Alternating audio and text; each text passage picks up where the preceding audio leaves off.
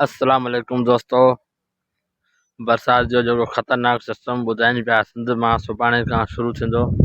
अलाह पाक खां दुआ घुरो त उहो सिस्टम सिंध में न अचे। जेकॾहिं उहो सिस्टम सिंध में आयो त सिंध में साहिली इलाइक़े में हैदराबाद ताईं तबाही थी वेंदी। हिन दफ़े 2 साल खां पोइ 3 साल खां पोइ काफ़ी हिन दफ़े जेका सारियुनि जो फ़सुलु थियो आहे उहो बहितरीनु फ़सुलु थियो आहे ऐं हर माण्हू जो उन में वॾी उमेदूं आहिनि। अलाह पाक खां दुआ आहे त ॿुधाइनि त हिकु वॾो सिस्टम पिया आहे, हिकु वॾो तव्हां हीअ ॾिसी रहिया आहियो बरसाति जो आसार बि अचनि पिया पोइ पासे असांखे तव्हां ॾिसो त सही पोयां तव्हां ॾिसी रहिया आहियो बरसाति जो सिस्टम सॼो आसमान हिकु थी वियो आहे। रोड बि तव्हां ॾिसी रहिया आहियो त हिकु वॾो ख़तरनाक सिस्टम जेके बि लिखनि पिया मौसमियात खाते वारा जेके माहिरीन आहिनि उहो लिखनि पिया त हिकु वॾो ख़तरनाक सिस्टम आहे। जेकॾहिं हू बंगाल खां शुरू थियो ऐं बांग्लादेश में जेको हुन नुक़सानु कयो आहे उहो तव्हां पाण ॾिसी रहिया आहियो सोशल मीडिया ते फेसबुक ते यूट्यूब ते ट्विटर ते त वॾो नुक़सानु कयो आहे। मतिलबु माण्हुनि जो पाणी पंहिंजे कंध ताईं पाणी आहे। जेकॾहिं इहो सिस्टम सिंध में अचे थो, सिंध उते त ख़ैर वसायल हुआ पर असां सिंध में के वसायल बि कोन्हे, हुनजा का बि शइ कोन्हे। ऐं सिंध त तव्हांखे ख़बर आहे त हू त चाहिनि था, सिंध हुकूमत वारा पिपला चाहिनि था त भले ॿोॾि अचे ऐं भले हिकिड़ो तूफ़ान अचे त हू तूफ़ान ईंदो आहे त हुननि खे हिकु वॾी ख़ुशी थींदी आहे।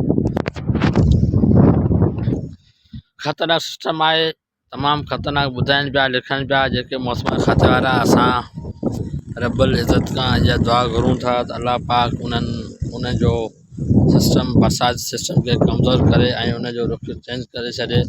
पर जेकर हू उनजो रुख अरबी समुंड ॾांहुं आहे त हू ॿिए हंधि बि दुनिया रहे थी। जेकर अरबी समुंड आहे त हू सिंध खे नुक़सानु ज़रूरु ॾींदो। सिंध जी साहिली पटरी खे नुक़सानु ज़रूरु ॾेई सघे थो। केतिरो सिस्टम कमज़ोर थी वञे त अलाह पाक खां दुआ आहे हर इंसान खे महफ़ूज़ रखे ऐं पंहिंजा बंदोबस्तु करे छॾियो। हुकूमत जे आसिरे न वियो, हुकूमत कुझु बि कोन करे सघंदी हिन में। असीं चऊं था पंहिंजो बंदोबस्तु करियो ऐं असीं पंहिंजो बंदोबस्तु करे रहिया आहियूं। बाक़ी जेका रब जी रज़ा हूंदी अलाह कंदो, अलाह जो हबीब कंदो पेंशन पाक खुदा मोहम्मद जे सदक़े त इहो सिस्टम जेको आहे से समुंड में ख़तमु, इहो सिस्टम कमज़ोर थी वेंदो, असांखे नुक़सानु न ॾींदो।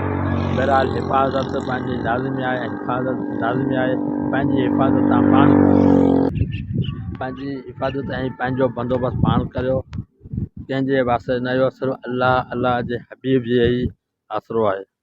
हीअ बरसाति सिस्टम अलाह जे कुझु बि न आहे, जेकर अलाह चाहे त ख़तमु थी सघे थो। त दोस्तनि खे अपील आहे त पंहिंजो सिस्टम ऐं पंहिंजी हिफ़ाज़त पाण कनि ऐं अलाह जे हबीब खे दुआ कनि त इहो सिस्टम सिंध में दाख़िलु थियण सां गॾु कमज़ोर थी वञे। जे न थियो त सिंध में वॾो नुक़सानु थींदो। अलाह पारां अलाह जो हबीब ख़ैरु।